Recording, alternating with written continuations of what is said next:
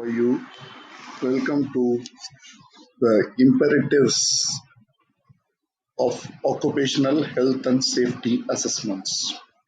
In this vlog, you will understand some of the key occupational health and safety considerations that would help to assess the effectiveness of your organization's occupational health and safety. Number one, organization of health and safety. The structure of the organization and the integration and empowerment of health and safety within the organization, the roles and responsibilities of the resources dedicated to occupational health and safety, the learning capabilities of the organization, and the fortification of the health and safety at every level of the organization, the backup resources and proxies in case of any contingency, the effectiveness of internal communication regarding the health and safety issues, the yardstick for identification of key factors in terms of incident reporting. Number two, safety dashboard and incident management. The recording of incidents, the incident and accident trends within the organization and the projects, if the leading and lagging factors are data driven, if there was any fatal accident, and the incident investigation and the corrective action process of the organization is behavior based, and therefore it is imperative that safety is imbibed into the culture of the organization.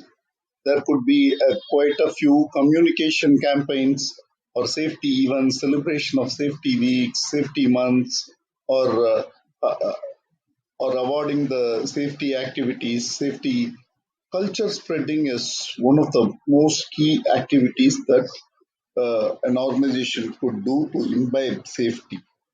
Innovation projects on safety could be another way of presenting that. Awards and rewards for safety targets and for safety innovations could be another activity. There could be targets within the organization, and the safety activities maybe from planning to operation on fields. Safety walks and checks could be part of the safety program.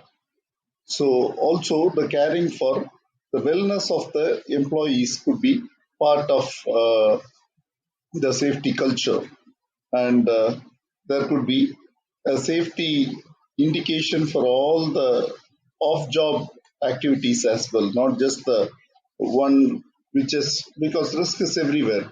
It is on the job, it is outside the job as well. So this kind of culture has to be inculcated in an organization. Looking at the management system documentation, we need to understand what kind of policies, for example, the occupational health and safety policy or a stop work policy, or what kind of guidelines, procedures, and work methods are available in the organization. The health, safety, and the environment plan has to be verified during the assessment. The assessor needs to understand the occupational health and safety performance and how the incidences are updated and the corrective actions for the incidents are addressed. The assessor also needs to understand what kind of communication happens with the workers, what are the documents that are available, whether the policy is being checked, whether the procedures and work instructions are being shared, and how the health, safety, and environment documents are shared with the contractors, whether the requirements have been communicated as part of the contract or as part of other communication modes. Next is the risk management in the design stage and the operation stage and the post-operation stage during inspections. So the assessment of work-related areas and their associated risk, their mitigation and prevention.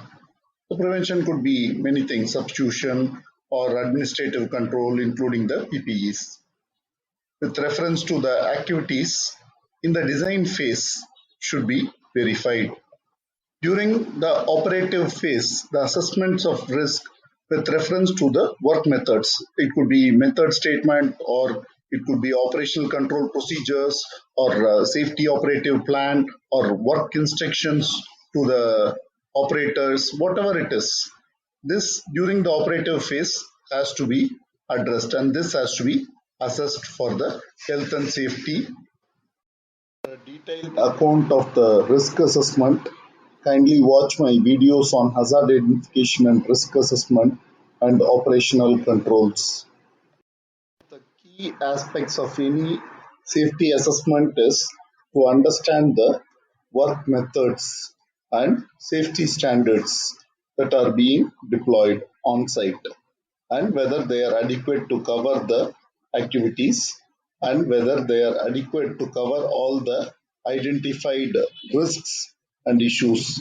For example, whether procedures and policies are there for work at height or risks related to electrical safety, risk related to confined space, risk related to manual handling, risk related to slip, trip and fall, risk related to entrapment, risk related to vibration hazards, whether it is whether all these risks are addressed adequately in the work procedures. The assessor also needs to ensure whether the work methods are verified and the actual application on site is as per the recorded methods. The occupational health and safety assessor may also want to ensure whether there is a systematic use of pre-job checks and checklists for equipment, whether they're complete and whether they are effective in terms of serving the purpose they have been created for.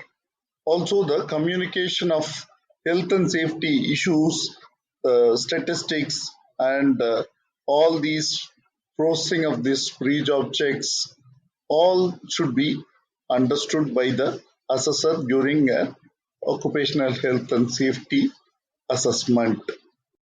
Be a process for conducting on-site inspections. The inspection activities must be planned well and executed in accordance with the level of controls required. Another key aspect about the inspections is the management of non-conformities identified during the inspection and how their immediate correction is made, the immediate containment action, and what kind of corrective actions and improvement plans are in place. These are to be verified by the occupational health and safety assessor. Also, the assessor should ensure that the action plans are monitored and their effectiveness are evaluated. The inspection or the safety walk or the internal audits should be regular part of the organization's management system so that the non-conformities are identified periodically and corrected and the corrective actions are taken regularly. The awareness of the workers is another key aspect in terms of occupational health and safety. How the workers respect the procedures, work methods, or the use of PPEs, whether they report the near misses, and whether there is a stop work when there are issues, so on and so forth. Training is a very important element of safety. Training programs have to be periodical and the training has to be verified. The effectiveness of the learning has to be verified. And training programs have to be adjusted based on the observed risks. This should be the need analysis. This should form part of the training need analysis. And any special or specific training for various activities have to be planned as part of the training calendar. Housekeeping is also a key aspect of occupational health and safety management system. When it comes to the management of emergencies, The emergency preparedness and response procedure has to be verified. The response plan for emergencies should be looked upon, and the emergency evacuation plan, the escape routes and collection points, control of accesses, and periodical simulations, that is the mock drill, and the interface with medical aid and so on should be verified. The system for prevention and the fighting of fires, the first aid kits and equipment, the medical presidium have to be verified. The assessment should also take into consideration of the availability of emergency and the first aid teams. The observations of the preparedness exercise or the mock drills have to be completed. The implementation of the identified action items have to be verified during the occupational health and safety assessment for emergencies. I hope you had a good time listening to the imperatives on the occupational health and safety assessments. I hope to see you with yet another content. Till then, take care. Bye bye.